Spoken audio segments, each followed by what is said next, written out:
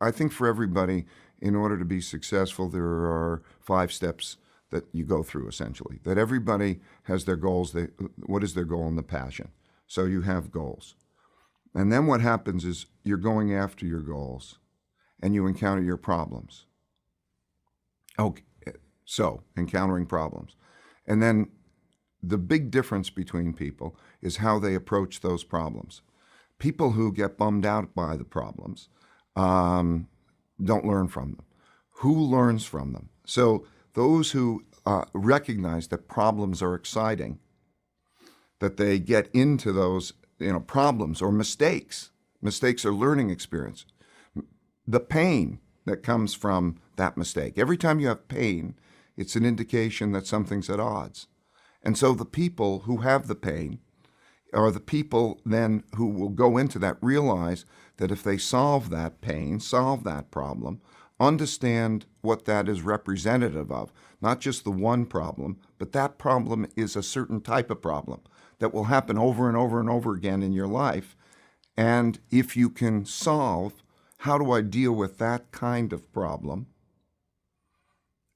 So diagnose. The third thing that everybody needs to do is if they have problems on the way to their goals, that they diagnose those problems and they get to the root cause, the real root cause. The real root cause is typically what people are like. Can you go to what you're like? Can you go to your mistakes? Can you go to your weaknesses? Right? Can you go to other people's mistakes and weaknesses? Some people, because of an ego barrier, can't do that. And so if they don't recognize their own mistakes, their own weaknesses, or others' mistakes and weaknesses, what the root cause being what they're like because of ego barriers, if they can't go there, they're going to repeat those mistakes. They're going to have them over and over again. So it's the process essentially of saying at that stage, what am I like? Everybody has strengths and everybody has weaknesses.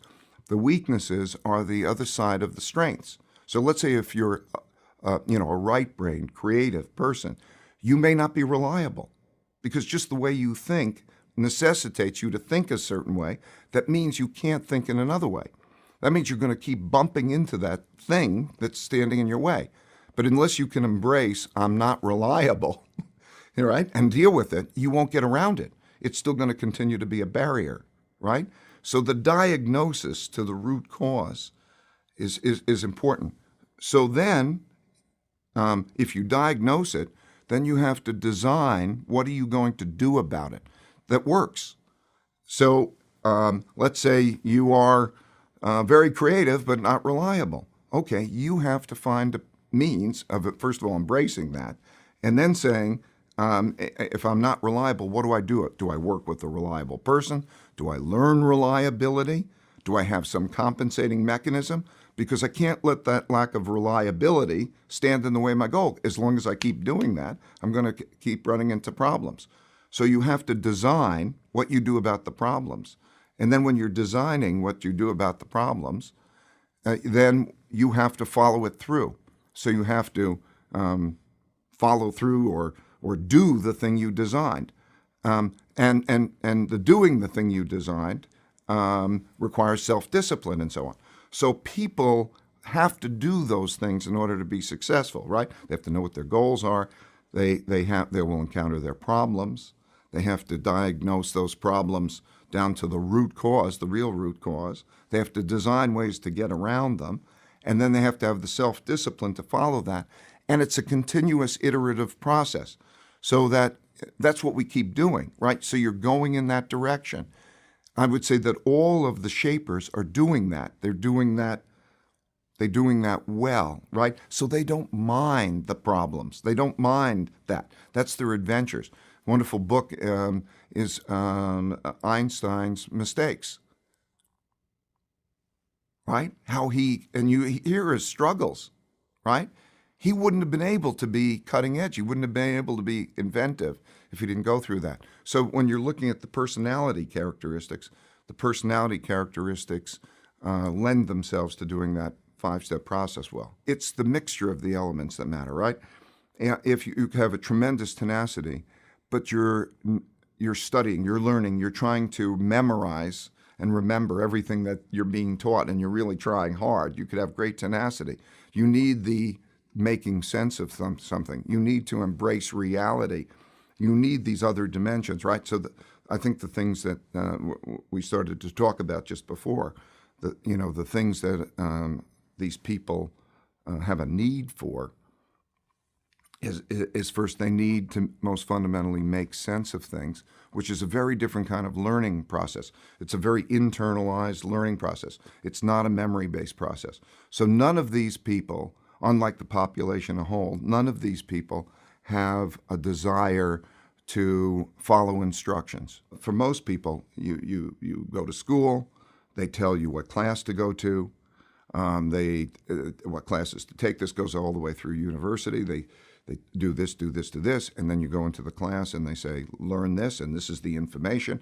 And it's largely a memory-based, instructional-based process. This is not what these people do, right? This is not.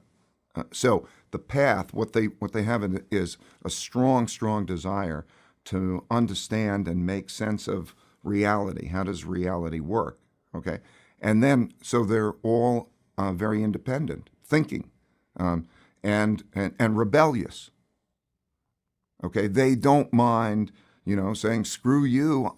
This is what makes sense, and I've got to go down that path. Right? They're comfortable with ambiguity. They love ambiguity. Some people don't like ambiguity. Most people, they say, oh, I'm nervous about ambiguity. They love to go in the space of what's ambiguous because that's where the discovery is, right? They love making mistakes, the process. They understand that making mistakes, loosen up. It's like, going to ski or something. You can't learn how to ski unless you're falling. So they don't mind the falling. They're not embarrassed about making mistakes. They're not worried also about the approval of others, right? So many people are constantly saying, oh, well, risk, the whole different definition of risk. What's risky? They're not worried about what people think of them, right? Is that risk or failure? The term of failure is a totally different thing. The failure is a part of the learning process, right? What's the risk of failure? What, you'll be embarrassed or risk of failure? How do you distinguish failure from learning?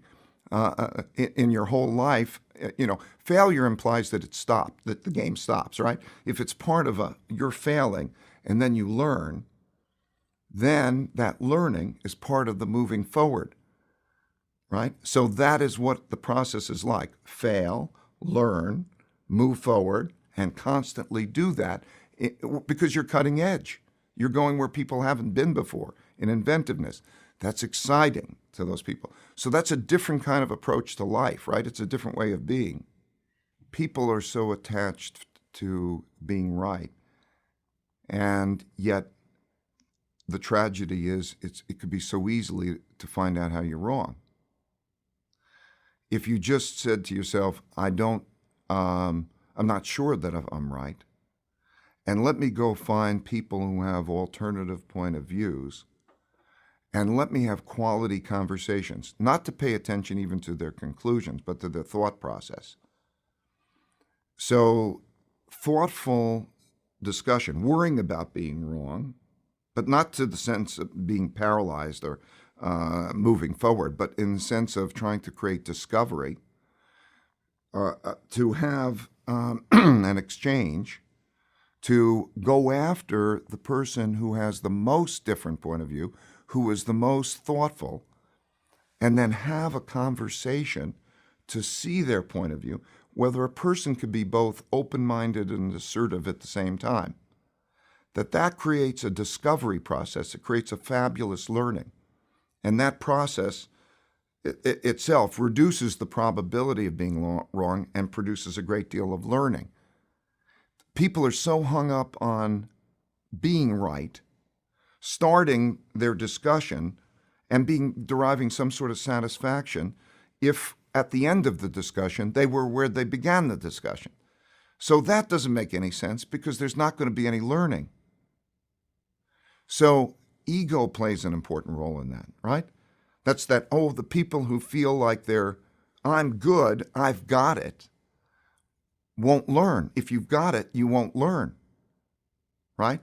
So you have to get rid of this ego barrier, I've got it thing. Then the issue of weaknesses. Like every human being has weaknesses. And it, as I say, it's the opposite side of thinking. In other words, if you have a brain that works one way and you're doing certain things that allow you to do things that way that you're excelling, it means that your brain is working in a manner that has its pluses that'll cause its minuses. So the creative person who's not reliable, or the reliable person who's not creative. But if they don't embrace that, they're going to continue to encounter that. Ego barrier is the worst thing. And if we were raised differently, just imagine in the schools that all along that people will always say, everybody makes mistakes. Everybody has weaknesses.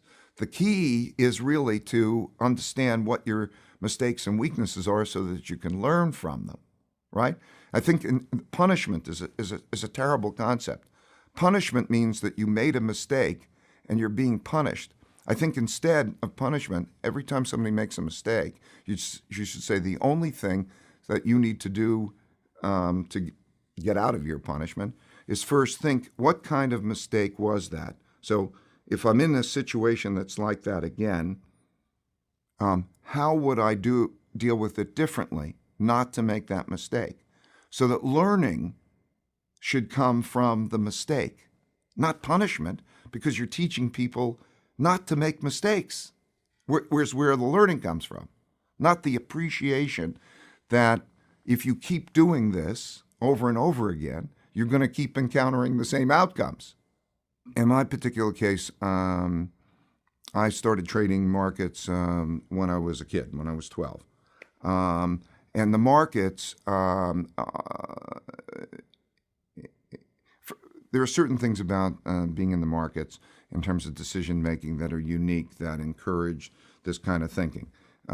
So first, because all of the consensus is already baked into the price, in order to be correct in the markets, in order to make money in the markets, you have to see something that the consensus doesn't see. So you have to have an independent point of view. Very different than most other professions. Most other professions, you can build on existing knowledge. You don't have to have a point of view. If you're a doctor and somebody breaks a leg or whatever, you can repair that leg. It's not zero sum in the sense that you have to be smarter than the next person or different from the consensus. Now, in order to be different from the consensus, there's a high risk you're going to be wrong. So if I form that point of view and I'm wrong, the probability of being wrong I'm trying to reduce. And so by having other people stress test my thinking, it's very practical, right? So I say I work really hard to have this independent point of view, and then I bring that independent point of view out there and I say, shoot at it. How am I going to be wrong? And let's have that quality back and forth.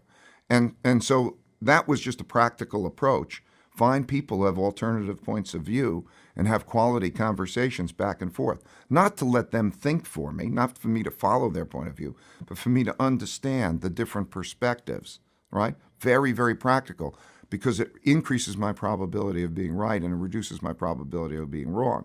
And what I discovered in that process is that I was learning so much. So just imagine what a path it is, fantastic path, to think, let me go after the person who has got the opposite point of view, who's really smart, and let me have quality conversations, quality disagreement. So in my case, it was very much motivated by that. And then I have clear measures of whether I'm right or wrong.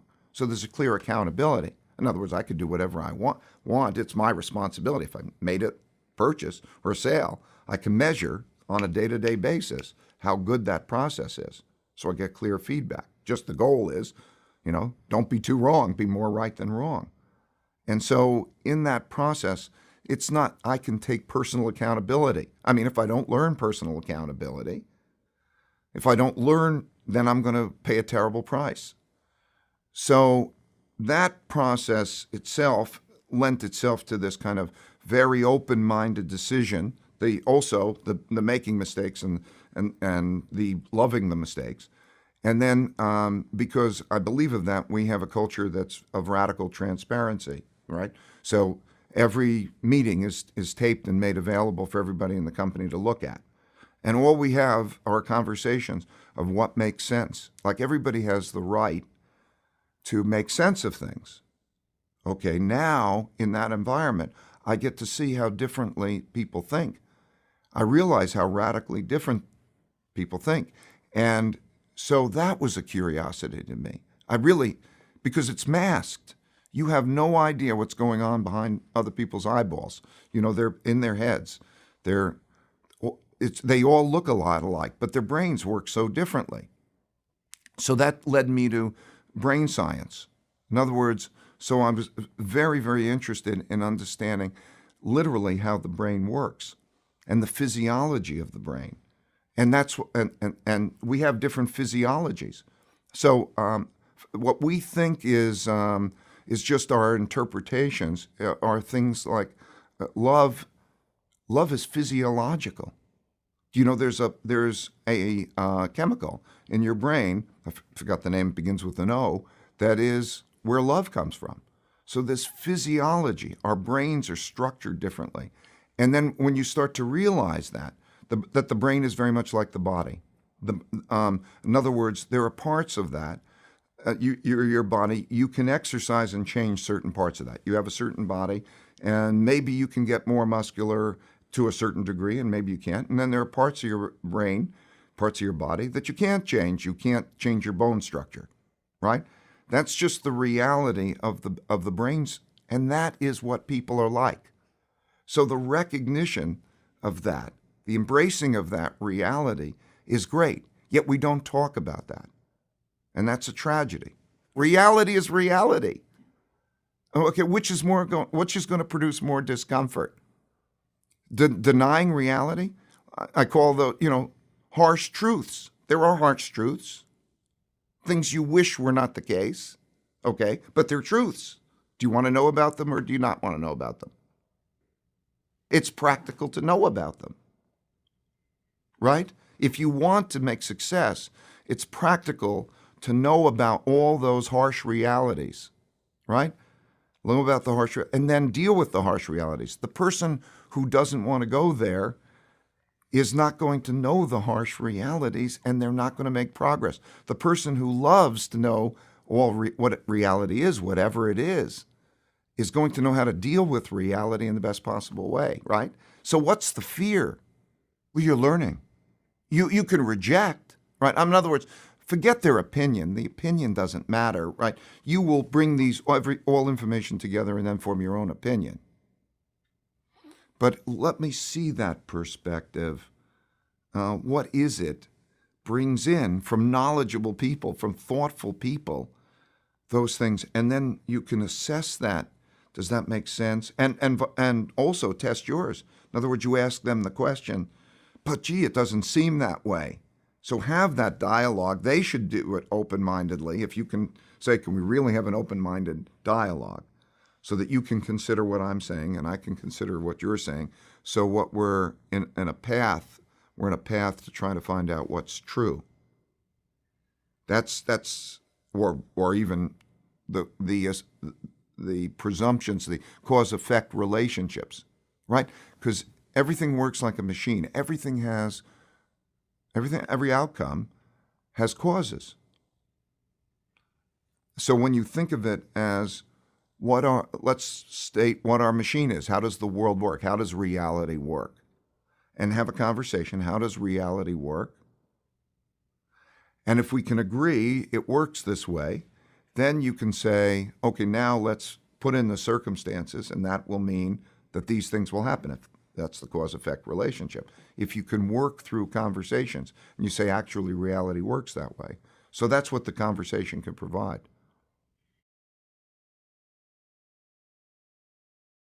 I think it had an effect on me in terms of always liking improvisation. I always respected that ability, to... Well, but also he was out late at nights, and so he then slept later in the days. And so it affected how our relationship was, right? So anyway, so watching him play jazz and how we had that communication, I think played some effect. But, for me, I was also an only child. And I think that maybe an only child played a role. Maybe. I don't know. I can't psychoanalyze myself. But maybe, the being there alone and having time to think played a role. And then also, so I would go out and play with my friends. I love relationships. For me, meaningful work and meaningful relationships are what it's all about. That's where I'm coming from. In other words, the passion for the work, and I love, that shaping or learning how reality works. And I like to do that with a group of people. And then and then my relationships, very, very important. My family, my friends, all of those. So meaningful work and meaningful relationships are very important to me. I don't know. It's very difficult for me to psychoanalyze myself or where that all came from.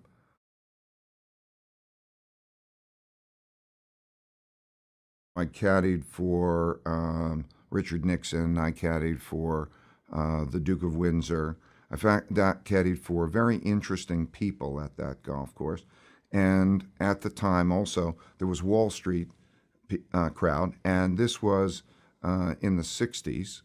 And at the time, the United States was on top of the world. Stocks kept going up, and everybody talked about the stock market. So it looks precocious, more precocious than it was. It was just what people were talking about. And I certainly was interested in having those conversations, and I was interested in that experience. So yes, I bought stocks, or I bought a stock, Northeast Airlines. And it was the first stock I bought. My whole criteria were, it was the only company I ever heard of that was selling for less than $5 a share, and I figured less than $5 a share, I can buy more shares. I mean, dumb, right? But it turned out that company was about to be acquired, was about to go broke. Somebody acquired it, and it tripled or went up a lot, and I made money. And then as a result of that, I got interested. And it was the thing to talk about. So I could talk about people, with Wall Street people, when we were walking down the course, about what stocks were good and bad and that interaction. And because I was speaking to them about the stock market, and they were really nice people, we had those quality conversations, and then I began the process. I hated school. I really hated school. I hated school. Generally, right? Because it was this instruction following thing. Now, I bet you it's probably also because I wasn't good at it. I mean, I suspect I wasn't good at it. Maybe to some extent it was that, yes, I wanted to pursue the understanding. I always liked the understanding. But I think I was just built that way, right? So some people, it sticks.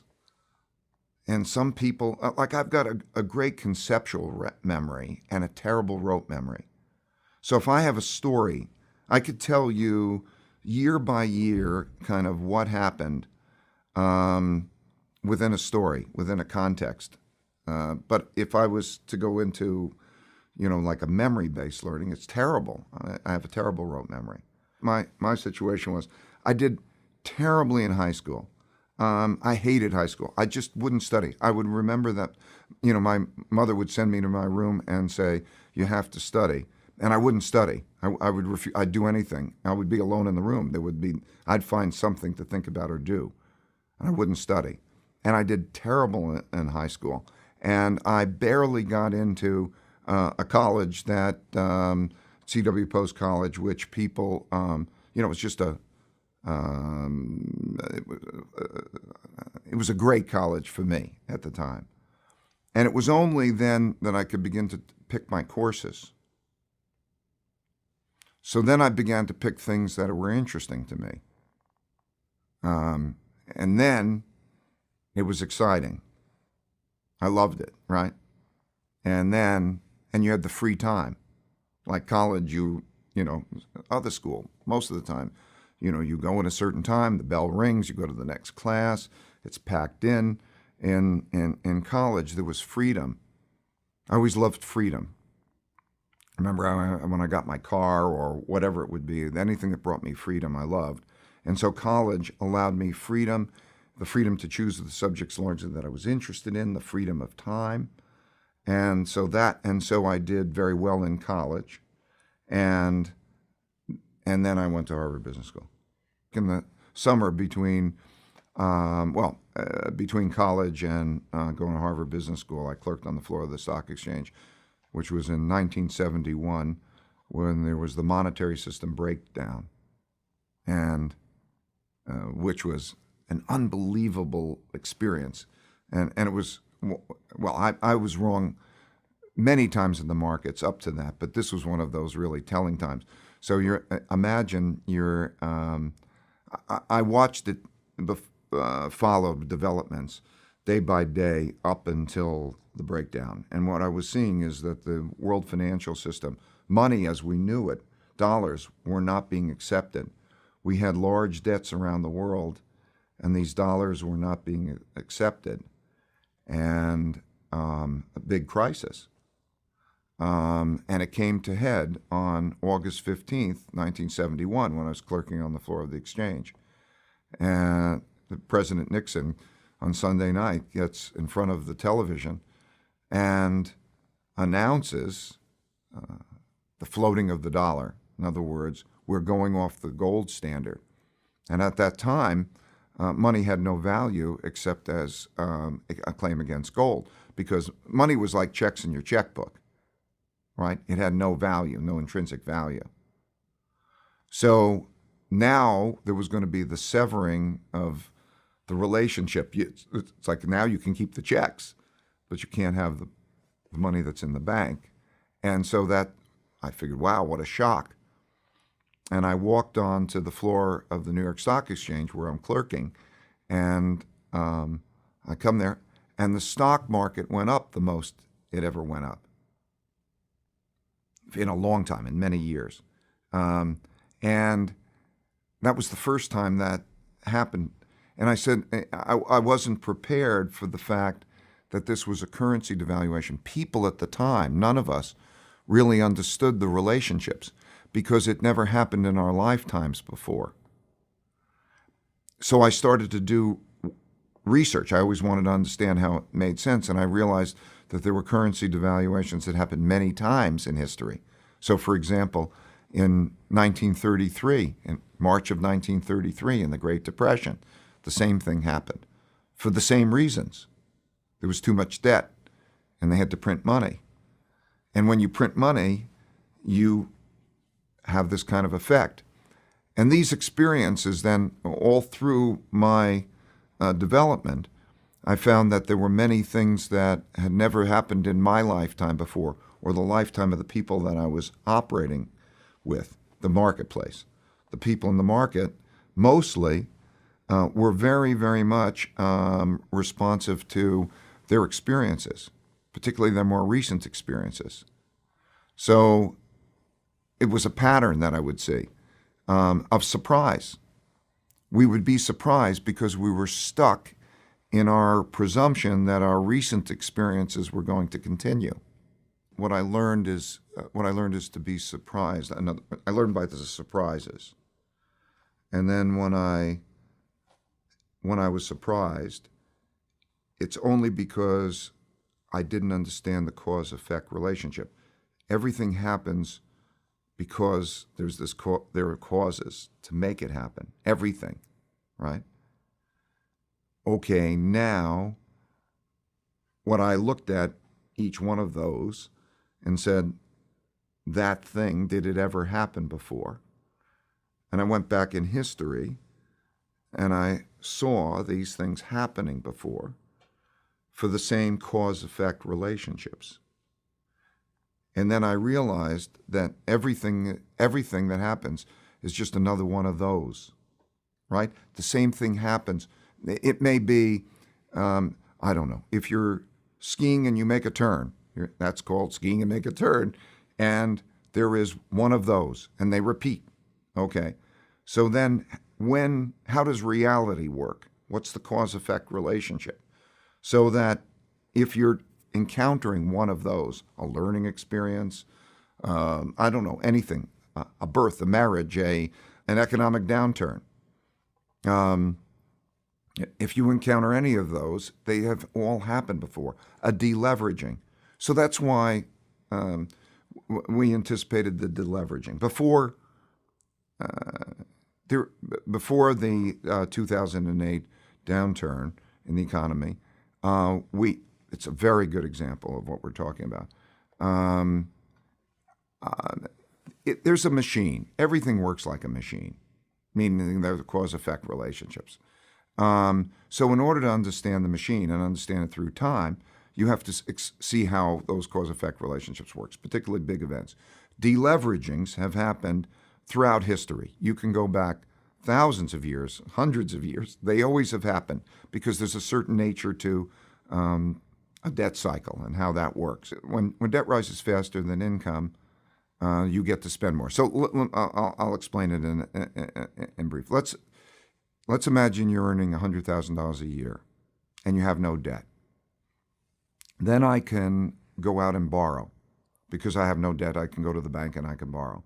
And let's say they lend me $10,000 a year. So now I have $110,000 a year that I could spend. When I spend that $110,000, somebody else earns $110,000. So that causes their earnings to go up. As their earnings go up, they also can go to the bank. And so you build a cycle in which debt rises faster than income. Most importantly, that debt rises faster than the ability to service income. So that is a self-reinforcing upward cycle. It causes asset prices to rise because if incomes are rising, companies are doing better, so their earnings do better. And so people with debt can buy goods, services, or financial assets. And those things cause them to go up. So there's a debt expansion. But obviously, debt can't rise faster than income forever. Usually, when we had a downturn, you'd lower interest rates because lowering interest rates would have stimulative effects on the economy. First, when you lower interest rates, it has the effect of making it easier to service your debt. Lower interest rates make it easier to service the debt. Also, it makes items that are bought on credit cheaper. Your monthly payments go down. If you buy a car or a house, your monthly payments go down if interest rates are lower, so it makes it cheaper, meaning you could afford more. So it stimulates the economy. And it also has the effect of raising assets prices because assets, if you have an income stream, it could be renting a property, you're comparing it with the going interest rate. And if the interest rate goes down, the value of the asset goes up. So it has a wealth effect. So as the economy works when there were lower interest rates, it would have the effect of stimulating an economy. And that stimulated economy really stimulated debt growth and therefore purchasing on debt, and it raises. So the economy always has gone through these cycles in which interest rates go up when they're trying to slow the economy, interest rates go down when they're trying to stimulate the economy. However, when interest rates get close to zero, it doesn't work. So you have a lot of debt. Debt is rising faster than income. Can't go on forever. Can't lower interest rates. They hit zero. And the world changes. So that's the basic cause-effect dynamic.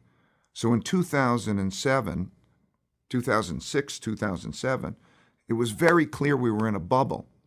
But like all of these situations, people at the time very much get carried away with what's happening at the time. Like 2005, 6, everybody says the stock market goes up, it's a great investment, because it went up. They don't realize it's more expensive.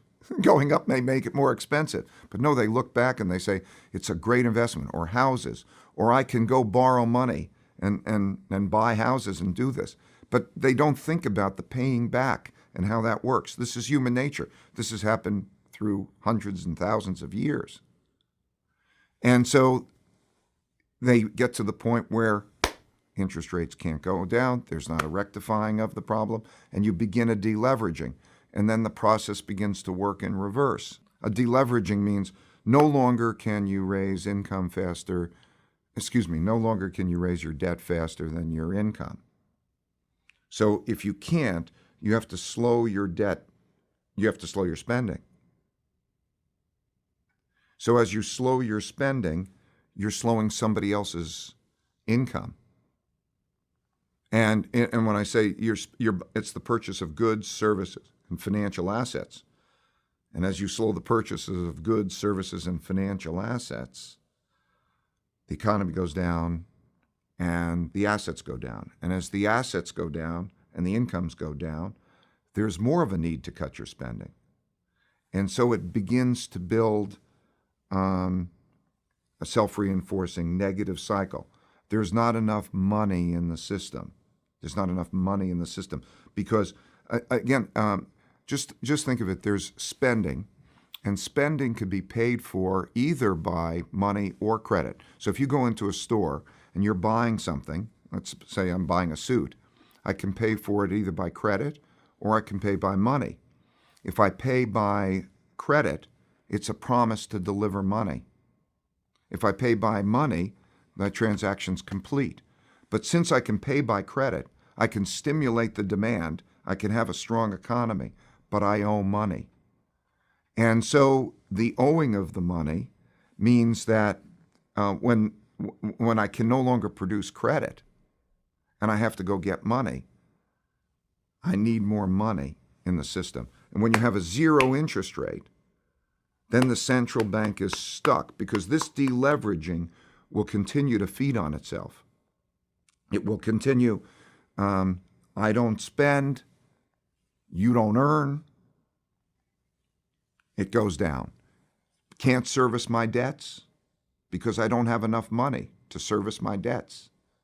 Banks get in trouble because the person who they lent them the money to doesn't pay back. What is a bank? A bank is a very simple thing. People gather, they put money in a bank. That person goes and lends it, that bank goes and lends it to some other people, and they then hope to get paid back at a higher interest rate. That's what it is. And so when those people can't pay back because that credit cycle starts to work in reverse and they can't pay back, then the banks get in trouble. They lose money. And when they lose money, then they're bad banks. And the whole system works. So you see that at the same time as there's a contraction in credit, there is a stock market falling because you need to sell assets. And because of the contraction in credit and people are spending less, earnings of companies go down, so the companies are worth less.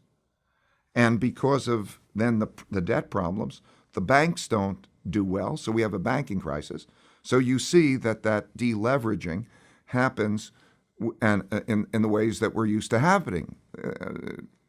The private sector debt doesn't increase, spending is less, banks get in trouble, markets go down, and so on. There's not enough money. The central bank lowers interest rates hit zero, they're stuck. So that's a deleveraging, and that's a depression part of a deleveraging. Take the 30s, take Japan's deleveraging. These are iconic deleveraging and our deleveraging. At first, austerity is the path because you realize, debt is a problem, and what we all have to do is stop getting into more debt. That becomes obvious. We can't continue to do that. So we go through the austerity. But as we go through that austerity, there's a feedback loop because that lack of spending, that lacking of debt, causes somebody else's income to go down. Okay, so then there's a problem because of the debts. So we encounter a lot of debt defaults. And we think about restructuring debts. Those debt defaults means, okay, how do we re-enter an agreement in which we can get past that you can pay what you can afford? And so there's a debt restructuring, a lot of debt restructurings. But the debt restructurings also don't help because, well, they help to some extent, but they also bring with them problems because one man's debts are another man's assets. So if I lower your debt, let's say when you do a restructuring, you can pay half. Your mortgage, you come in, we'll readjust your mortgage, and you can pay half. Then I have to write down that mortgage. And so my wealth goes down. And as my wealth goes down, I can borrow less and I can spend less. So it feeds on itself. So the problem is that there's too much debt relative to income. So you can reduce the debt by having austerity and cutting your debt, and that's good. And that's deflationary. And it's negative for growth because austerity means less spending. And you can restructure. So that is deflationary, and it's negative for growth. And so that produces a lot of pain at the same time. So like in the 30s, 1929 stock market crash, and you go through that, and it keeps feeding on itself, and it's not enough. It's not good enough because it causes that self-reinforcing process. And then eventually, the central banks print money. So in March 1933, which was the bottom of the Great Depression, President Roosevelt severs the link with gold and prints money because money, a debt is a promise to deliver money. So if I can slip a little money into the system, it eases that pressure. The printing of money people think is inflationary, and in and of itself it is inflationary. But if it's happening at the same time as the other deflationary factors are happening, so that there is still austerity, there is a certain amount of restructuring or working out debts, and the amount of printing so that they balance, all three of those approaches have the effect of lowering debt relative to income. So you can lower debt relative to income without having a terrible situation. It's still not. This takes a long time. They call it the lost decade. These countries go through lost decades. It's usually more than a decade, maybe 15 years. But it's an adjustment process, if done well, in which there's the right mix between austerity, not raising debt relative to income, and restructuring, getting the debt payments in order, and putting enough money into the system. So you're seeing Europe go through that. It's classic. And all countries and people and companies, in one way or another, through history, this has happened. And the main lesson to learn, but it's not human nature to, is not to have debt rise faster than income for an extended period of time, because that's a bubble that won't last. But because we're so responsive to what we've experienced, we go through these cycles, right? The cycle is, let's say, my parents' generation, they were through 2 decades of depression and war. So they have depression and war, and they come out of that with the realization that they don't need luxuries, that they were just, if they want to save to make sure the downside doesn't happen. And of course, at that point, essentially, they're over-saving, and that's because there's no debt. You've wiped out the debt. The cycle is beginning to move up again. Then there is the positive reinforcement of the cycle. Times become better, and you get used to the time becoming better. So you go through that cycle, the 50s and the 60s and the 70s, each one of those, it becomes better, and you become that more distant from the negative experience and more confident. And more confident, meaning that what's saving for? Saving is because you worry that the future will be worse than the past. So you save in order to protect that. So saving becomes less important as your living standards. You said, I can afford, I can enjoy life more. and then borrowing. Who is doing well then? It's the person who's borrowing to buy financial investments, or they buy their house. The house goes up.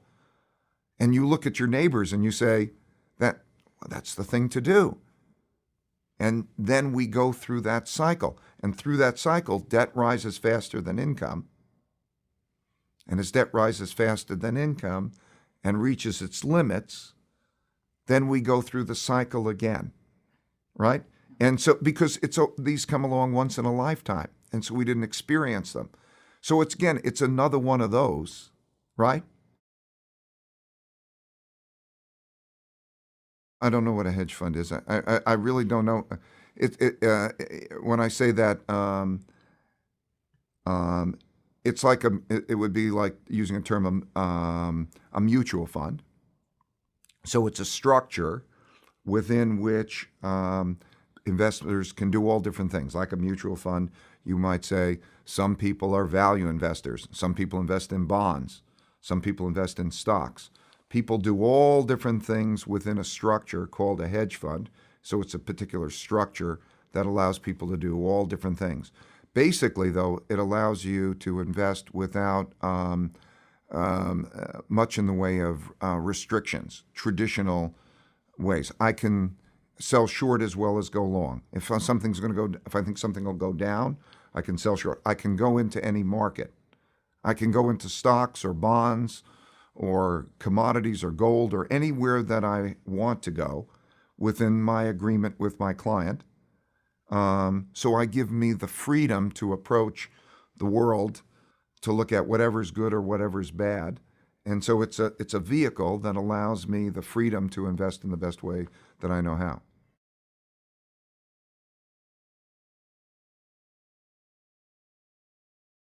It was nothing to do with vision. And I think it was probably very much like Steve Jobs in this. We had parallel lives in a sense because we were contemporaries, right? And I watch him, and so for me, I guess I was describing. So I love to trade markets. I worked, at a Wall Street firm, two Wall Street firms, for about 2 years. I got out of school in '73, and I had problems fitting into the organization, meaning. I literally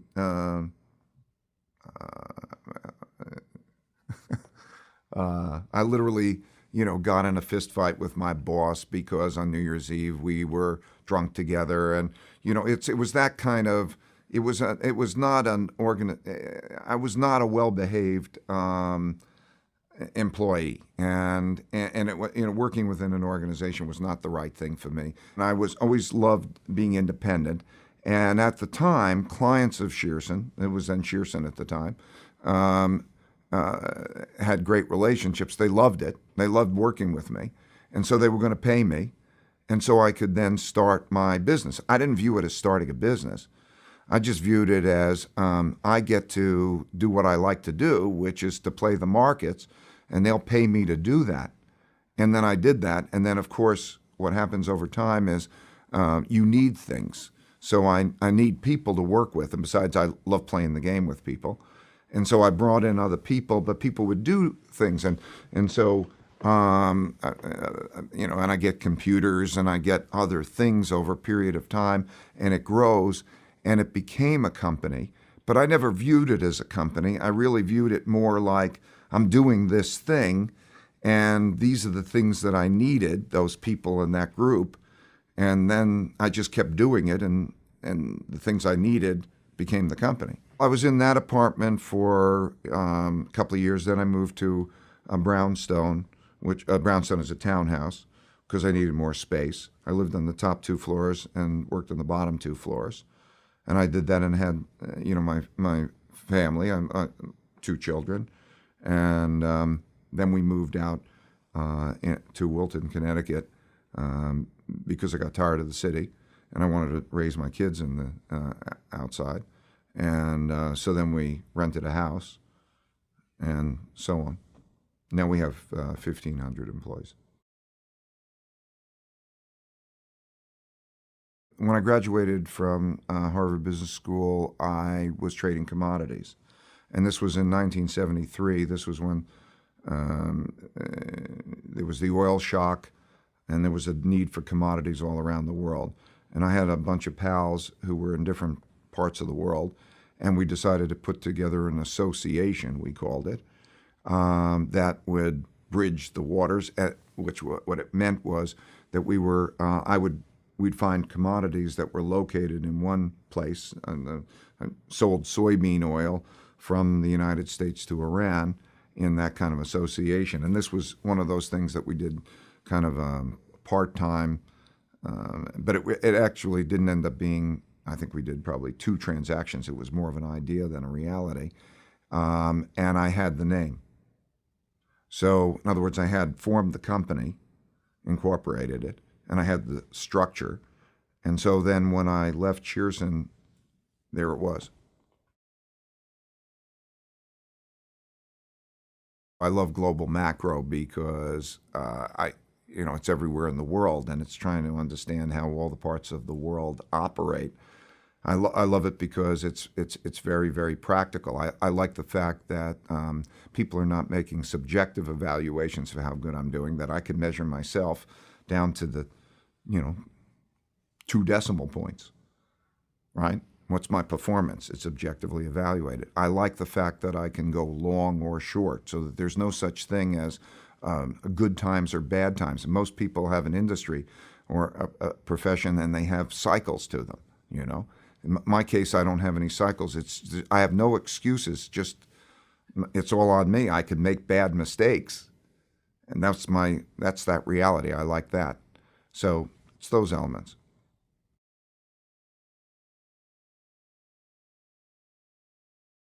Notwithstanding it, we anticipated it and profited by it. So in 2006 and 2007, we could see that it was coming, because it's another one of those. And it was a very interesting time, because I won't name the policymakers, but the leading policy makers go to Washington and have conversations with them. And it seemed very, very likely that was going to happen. And as it was happening, there was a lack of understanding of it. And the reason that there was a reluctance to embrace this is, first of all, it was controversial. So it seemed improbable, because it never happened before in their lifetimes, right? And then there was a certain amount of conventional wisdom and there was not enough discussion. There was quality discussion. Why might something that seemed so improbable be true, right? And then the willingness, I think, to think independently just on the basis of that merit. And yet it was just another one of those. And if you understand the cause-effect linkages, it had to occur. So we knew, you don't know anything, it seemed highly likely, and we then were positioned so that our clients did well in 2008, when most people did terribly. And yet there was no excuses to do terribly, really. And there was no excuses for letting that happen, other than they didn't experience it before. Now, let me say that always happens. It's okay. We all make those mistakes. But the lesson to be learned from that is that you could be wrong, and that you need to understand how the machine works, and you need to look at those probabilities, and that these things have happened for. So for a very, very long time, even after the 2008, the understanding of deleveragings was not, even calling it a deleveraging was very controversial. And then understanding the mechanics of deleveraging, still people were not paying as much attention to how does the machine work, how does the economic machine work. They were thinking their own opinion about what's going to come next. So let's take the issue of deficits, of government debt, okay, of austerity, of printing of money. These are still very controversial subjects. Most of the people who have opinions about those subjects are not actually studying how the machine works, going back in history and saying, what are those cause-effect relationships? But they have opinions. Now we should instead be having a conversation on, just like biology or any physiology, what is the cause-effect relationship? Let's agree. Let's put that model through time. I've written my views on how the economic machine works, and I think it's. I think I created a website. I'm not sure of the website. I think it's called how the economic machine works.org or something. But in other words, to just put out, what do I think the machine looks like? We should be talking about that and then move on to the question of what we should do, right? But yet there's not enough of that. There's not going to the higher level and saying, how does that machine work? The personal experience, the personal evolution. I think it's that process of, would Einstein have said, let's say that I don't know, whatever, he receives a Nobel Prize or something, and would he say that was his reward? He wouldn't say that was his reward, or the equivalent. It's the experience of the discovery, the excitement, and then evolving. So you evolve to more and more levels of difficulty. It's like learning how to ski, I guess. You ski at one level, and then all of a sudden you keep. I've skied for 50 years, 15 hours a day or 14 hours a day. I got better at skiing, and so what's the kick? The kick is then to ski where to keep yourself still at the edge, and to do that. That's the kick, the evolution.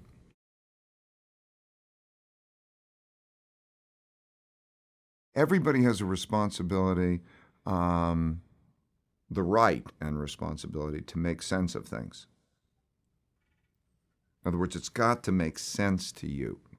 And if something doesn't make sense to you, you should bring it up. You shouldn't talk behind somebody's back or gossip. And too many people talk about the other people, what they're doing wrong, except they don't talk to those people about what they're doing wrong. So they don't know whether they're actually doing them wrong or not. They haven't heard the other side, and they're not being productive. So that's terrible. And also, the organizations for me in which arbitrary decisions are made are terrible. Two bosses will get together and they'll have a conversation of what a particular person is like, and then they'll call the person into the room, and then they'll say, Harry, and then they'll give them spin. Spin is terrible. It undermines trust. And so we have a policy of taping everything and letting everybody watch it and look at it, and then having thoughtful conversations about that. And if you're coming into the company, you go there because you believe that understanding what is true and that radical transparency to understand what's true and have thoughtful conversation about it, including harsh realities, is healthy. And so it's the embracing of reality. What is the reality, including what mistakes and what weaknesses, so that I can learn from those mistakes or learn how to deal with those weaknesses in order to be successful. So yes, that's embedded. Those are the ground rules. The ground rules. That's how to have an idea meritocracy. In other words, if you want to have a real idea meritocracy, doesn't have any barriers to it. We'll go wherever truth leads us. That's what we do, and that's very powerful. That's where the success comes from. We've had radical success, and that's where it's come from, because it also allows independent thinking, right? I need independent thinking because if you're going to make a position in the markets, it has to be. It can't be with the consensus. and you don't know if you're going to be right or wrong. So you have to test it. It's very powerful. And it's so silly not to do that because of these ego barriers. Why wouldn't you have those conversations? It's not logical not to.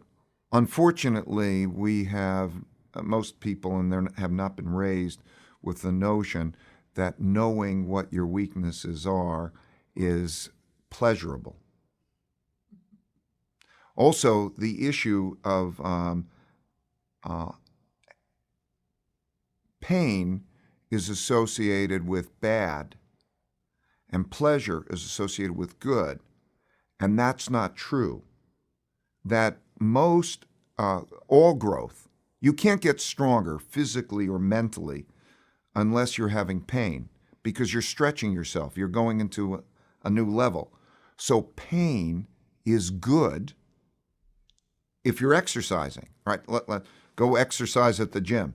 It starts off painful, but as you start to get going with it and you start to see the benefits of it and you start to change your brain physiology in terms of what actually determines whether it's painful or not, it becomes pleasurable.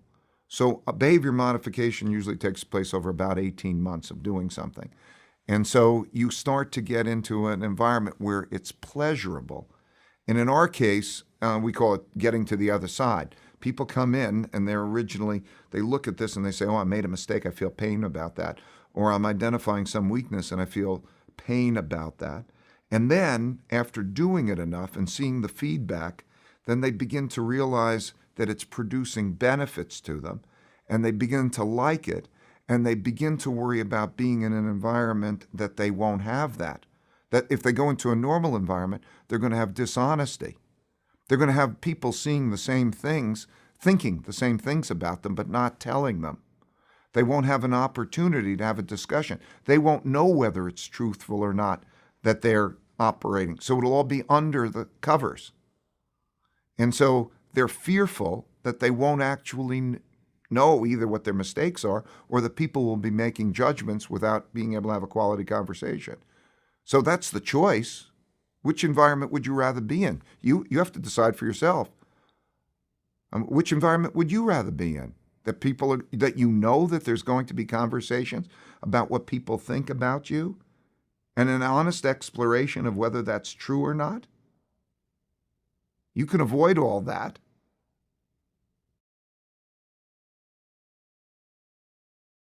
In 1968, the Beatles went to India to learn how to meditate.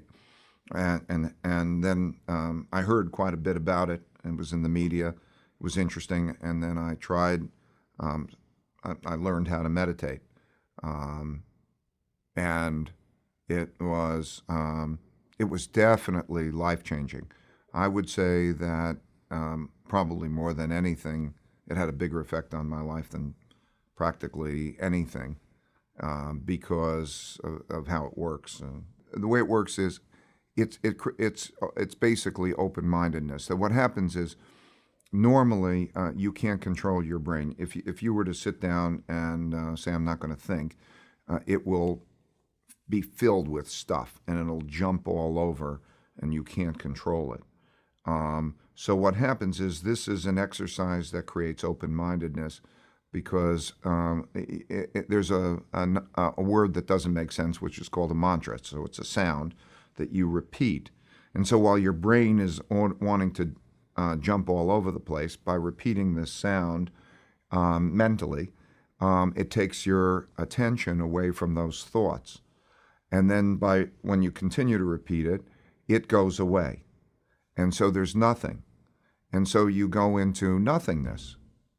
Okay, now when you go into that nothingness, first of all, you've learned the ability to control your brain so that you can go there. You can put things away. You can approach them in a certain way. When you go into that open-mindedness, you're going into your subconscious. So you're not a state of conscious, so I'm not aware, but I'm not asleep. Asleep is, you hear a sound, you won't wake up. This is, if I hear the slightest sound, I'm, attuned to it. So it's a state of subconsciousness. And there are different parts of our brain that have a very big influence on us. The amygdala is the part of the brain that has the fight or flight that produces anxiety. The prefrontal cortex is the part of the brain which we call for executive functioning, where it's the part that's reflective. It's the part that we are calm and we say, do we want to do that? Do we not want to do that? We put things in perspective. Those two parts of the brain fight with each other. In other words, the passion, I'm going to do that because it's exciting, but it may be harmful. The other part of the brain says, you don't want to do that. And so that whole emotional fight or flight part of the brain, during meditation, through brain imaging, they see that calms down and the prefrontal cortex lights up. So that open-mindedness creates where creativity comes from, because creativity is not coming from the working the brain in the I will work hard and think about it and that I will muscle it through. It comes from this relaxation. It's just like it's an opening up and, take a hot shower and don't be thinking of something, and some great idea comes through and you grab the great idea. So meditation is very much like that. It opens the mind, creates an openness, a freedom. It's in which that, I don't know whether we would say intuition or that creativity just kind of comes through, and it creates an equanimity that, in other words, you could step back and you can put things in perspective. It doesn't lessen your emotions. The emotions are the same, but you can step back and say, I'm not going to be controlled by that emotion, or let me put things. And I think it then helps to see things at a higher level. It's what I do. I love being creative. Right? I go there and I encounter. The markets is just a medium. It's just my instrument. Right? It's a vehicle. So in many ways, I've invented many different investment concepts that had never been invented before because they just made sense. Right? So it's not just the making the money in the game as it's structured. It's inventing how the game should be played. That's fun. That's interesting. It's just a natural extension of that. So that's my instrument. The markets are my instrument. Somebody else medicine might be somebody else's instrument. Computer technology is somebody else's medium. It happens the same way in all of these cases. It's the interaction between that happening and then the working yourself back to reality. So Jobs, Einstein did the same thing, right? It's the same process when we're talking about Shaper. It's the same process because you're going from the one side of your brain. You go from right brain to left brain.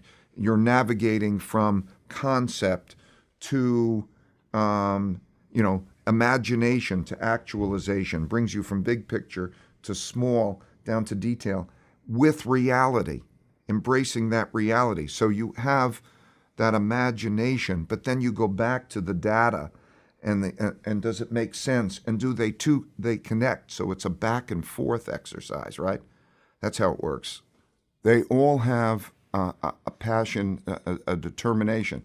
So you were hitting on it, that they will drag themselves through anything, basically, because they just have a need to do that. They learn by making mistakes. Mistakes are part of the process. They have a love for ambiguity, not a fear of ambiguity, right? In other words, some people love to go into the unknown. Some people hate the unknown, right? So it's that constant process that they're pursuing. That act of they can go from the very conceptual to the very granular, right? So that they will be very granular and then come back to the conceptual. And they operate in that way back and forth. What's interesting about your website is that it's the closest to being able to see these things. In other words, okay, so what do they value? You could probably organize it. If you say, okay, so now what did they value most? I'll bet you that they valued most things that we're talking about, right? The things of, in other words, reality, looking at reality, appreciate the beauty of reality, the understanding of reality, a passionate desire to understand how it works, right? The determination, then the shaping, the desire to affect it. Okay, so if you categorized, went through the interviews, tagged them, you probably could say, okay, what did they value? And then how did they go about it? Right? What was necessary? For example, people who are running in a group of people, you could distinguish between them. People who are running a group of people, like Steve Jobs was running a group of people. Some people can do it in a lab and not run a group of people. Einstein did not have to run a group of people. Okay? So he would do it his way. But then if you can categorize them. Let's say General Powell. If you take General Powell, he had to run a group of people. Okay, now how did he run a group of people? The people who ran a group of people would not let people stand in the way of their goals. So they were a certain way with people. They would cut through people, meaning recognize people's strengths and weaknesses and deal with those strengths and weaknesses. So unlike a lot of people who may be worried about, offending people, they won't let offending people or cutting through it stand in the way of getting to the goal. So Steve Jobs is a great example of that, right? In other words, okay, if you want it, we're talking about what are the elements that are required to achieve a goal. You'd like to have Steve just describe what was required. Okay, if you're running a lot of people and you have to accomplish something, you have to cut through the people to get to the goal. That doesn't mean, now that's not cruel. So he wouldn't view it probably, I can't speak for him, but I wouldn't view that as cruel. I would view that as helpful. But I think that these are the things that your website will do, I'm sure, is to extract that. The interesting thing about it is to depersonalize it to some extent. While personalizing it is interesting, to the extent that you can take themes out of it, right? Extract the themes. Within that website, you have an ability to understand what works. And so when I look at these tests that we give, this is very interesting. If we give the tests, you see that the different types of people in the tests have a personality. It follows certain patterns that are different from everyone else. It is. It's a thrill because I can go anywhere in the world. In other words, anything. And I just have to bet on how reality will transpire. So I have to know how the machine works. It's just my machine, right? So just like if you're listening to one of the great things that I was enjoying about the people that I was with yesterday, as some of the people, I had conversations with 2 Nobel Prize winners in physics, and then I'm dealing with also then brain physiology. I had conversations with these people, and it's unbelievable, right? Because it's all connected, and we just have our mediums. But what the interest is above the medium. It's a broader based. It's not just narrow. So Einstein was a musician, and he loved philosophy. He loved art. Because beauty, it's loving how reality works, right? It's just a different way of plugging into it. And nature is very big for me. Because I think, so man is just one of 30 million species. So there are 30 million approaches. Okay? Man is preoccupied with man. Most of the world doesn't have people on it. You get in a plane, we're crowded in a particular location, you go up in an air and you fly down, land someplace else where there are people. Most of the world isn't. So it's like man is in anthills. It's like being an ant in an anthill, right? So if you want the laws of the universe apply to everything. So if you really want to understand in that broader sense, you're attracted to it all, right? So to speak to physicists who are talking about the universe and to listen to how that works, and at the same time, evolution. Like man is a relatively new species, only 200,000 years old.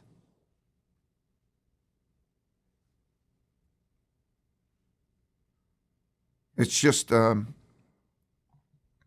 don't know, it's all,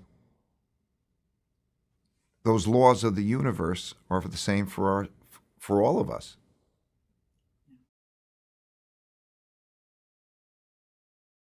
I have mixed feelings of the American dream. I'll tell you what I mean, what I love about the American dream. That this is a country of, I think it's defined mostly as a country of immigrants, of people who've come with all different points of view and all different perspectives, and that they had to get along, that there had to be an acceptance, at least, in many cases an appreciation for all of those different points of view, and to create, it was a land of opportunity. It should be an opportunity. And that is fantastic, a meritocracy, to be all you can be. And that is the American dream. And I love that element. And at the same time, I don't want to stamp it as American. It is what is uniquely American, I think. But it can be in various ways anywhere, and wherever it is, it's good. Now we're in a global world. And it's very important in that global world that we emphasize, most importantly, good ways of being, not overdo the Americanism part relative to what is the good way of being, and then understand also other good ways of being. Those dimensions, to me, are absolutely I love.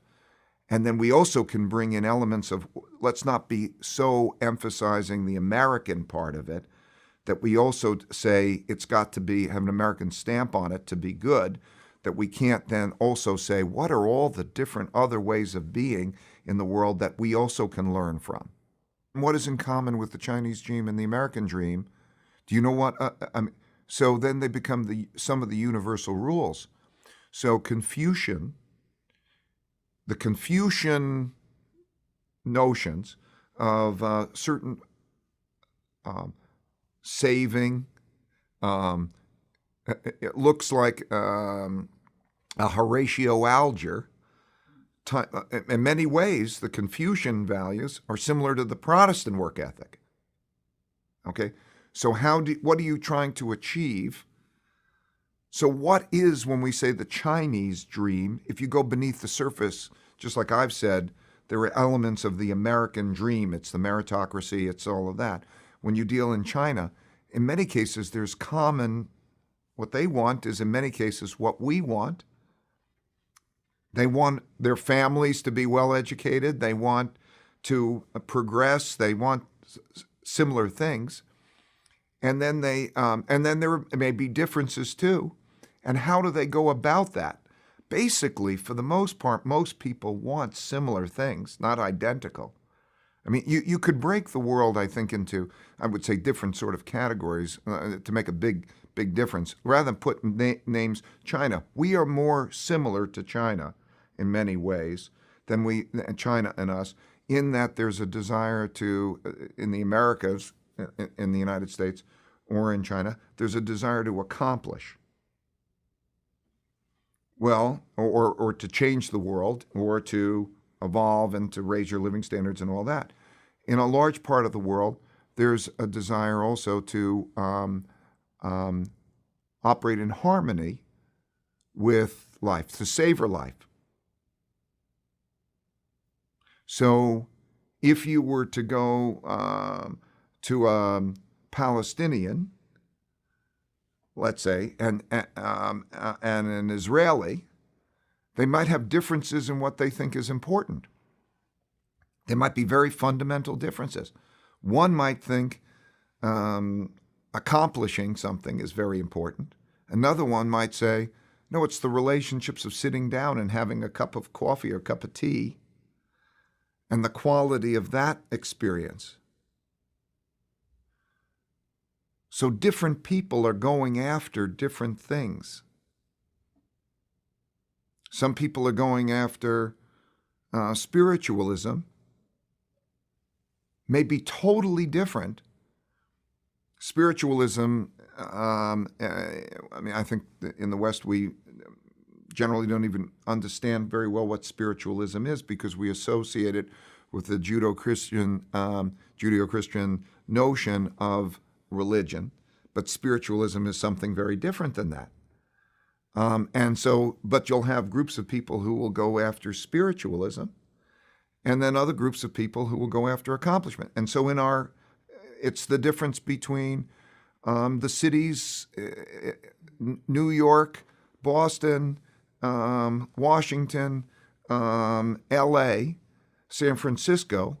They're going after different things than they are in other parts of the country where it's the savoring. So are you trying to savor? So when we look at those things, to stamp them American, what is Spanish? It's an oversimplification of certain values, I think. I think for everybody, in order to be successful, there are 5 steps that you go through, essentially. That everybody has their goals. What is their goal and the passion? So you have goals. And then what happens is you're going after your goals and you encounter your problems. Okay, so encountering problems. And then the big difference between people is how they approach those problems. People who get bummed out by the problems don't learn from them.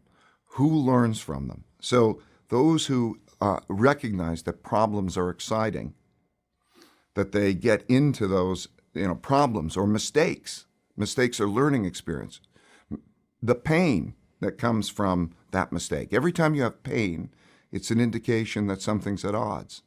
And so the people who have the pain are the people then who will go into that, realize that if they solve that pain, solve that problem, understand what that is representative of, not just the one problem, but that problem is a certain type of problem that will happen over and over and over again in your life.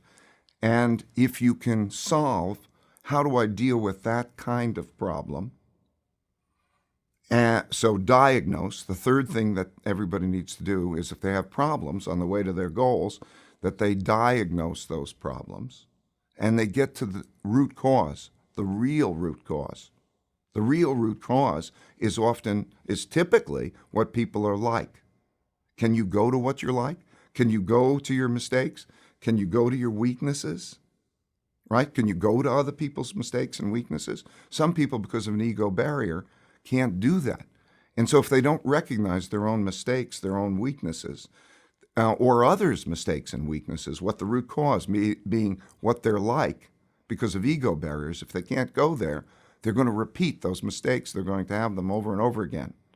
So it's the process essentially of saying at that stage, what am I like? Everybody has strengths and everybody has weaknesses. The weaknesses are the other side of the strengths. So let's say if you're a right-brained, creative person, you may not be reliable because just the way you think necessitates you to think a certain way. That means you can't think in another way. That means you're going to keep bumping into that thing that's standing in your way. But unless you can embrace, I'm not reliable, right, and deal with it, you won't get around it. It's still going to continue to be a barrier, right? So the diagnosis to the root cause is important. So then, if you diagnose it, then you have to design what are you going to do about it that works. So let's say you are very creative but not reliable. Okay, you have to find a means of, first of all, embracing that, and then saying, if I'm not reliable, what do I do? Do I work with a reliable person? Do I learn reliability? Do I have some compensating mechanism? Because I can't let that lack of reliability stand in the way of my goal. As long as I keep doing that, I'm going to keep running into problems. It's the mixture of the elements that matter, right?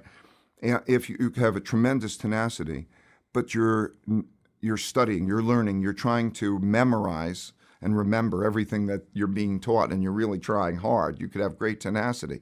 You need the making sense of something. You need to embrace reality.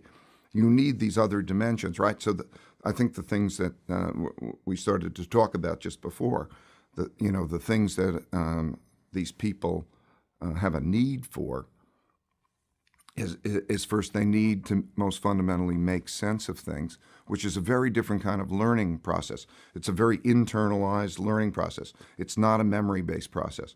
So none of these people, unlike the population as a whole, none of these people have a desire to follow instructions. For most people, you go to school, they tell you what class to go to, what classes to take. This goes all the way through university. They do this, do this, and then you go into the class and they say, learn this, and this is the information.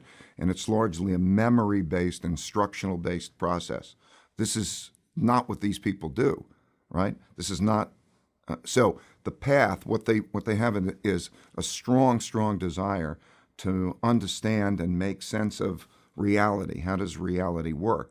Okay, and then so they're all very independent, thinking, and rebellious. Okay, they don't mind, saying screw you. This is what makes sense, and I've got to go down that path. Right? They're comfortable with ambiguity. They love ambiguity. Some people don't like ambiguity. Most people, they say, oh, I'm nervous about ambiguity. They love to go in the space of what's ambiguous because that's where the discovery is, right? They love making mistakes, the process. They understand that making mistakes, loosen up. It's like, going to ski or something. You can't learn how to ski unless you're falling. So they don't mind the falling. They're not embarrassed about making mistakes. They're not worried also about the approval of others, right? So many people are constantly saying, oh, well, risk, the whole different definition of risk. What's risky? They're not worried about what people think of them, right? Is that risk? Or failure? The term of failure is a totally different thing. The failure is a part of the learning process, right? What's the risk of failure? What, you'll be embarrassed? Or risk of failure? How do you distinguish failure from learning? In your whole life, failure implies that it stopped, that the game stops, right? If it's part of you're failing and then you learn, then that learning is part of the moving forward, right? So that is what the process is like. Fail, learn, move forward, and constantly do that because you're cutting edge. You're going where people haven't been before in inventiveness. That's exciting to those people. So that's a different kind of approach to life, right? It's a different way of being. People are so attached to being right. And yet the tragedy is it could be so easily to find out how you're wrong. If you just said to yourself, I'm not sure that I'm right, and let me go find people who have alternative point of views, and let me have quality conversations, not to pay attention even to their conclusions, but to their thought process. So thoughtful discussion, worrying about being wrong, but not to the sense of being paralyzed or moving forward, but in the sense of trying to create discovery, to have an exchange, to go after the person who has the most different point of view, who is the most thoughtful, and then have a conversation to see their point of view, whether a person could be both open-minded and assertive at the same time. That creates a discovery process. It creates a fabulous learning. And that process itself reduces the probability of being wrong and produces a great deal of learning. People are so hung up on being right, starting their discussion and deriving some sort of satisfaction if at the end of the discussion they were where they began the discussion. So that doesn't make any sense because there's not going to be any learning. So ego plays an important role in that, right? That's the people who feel like I'm good, I've got it, won't learn. If you've got it, you won't learn. right? So you have to get rid of this ego barrier, I've got it thing. Every human being has weaknesses. And it, as I say, it's the opposite side of thinking. In other words, if you have a brain that works one way and you're doing certain things that allow you to do things that way that you're excelling, it means that your brain is working in a manner that has its pluses that'll cause its minuses. So the creative person who's not reliable, or the reliable person who's not creative.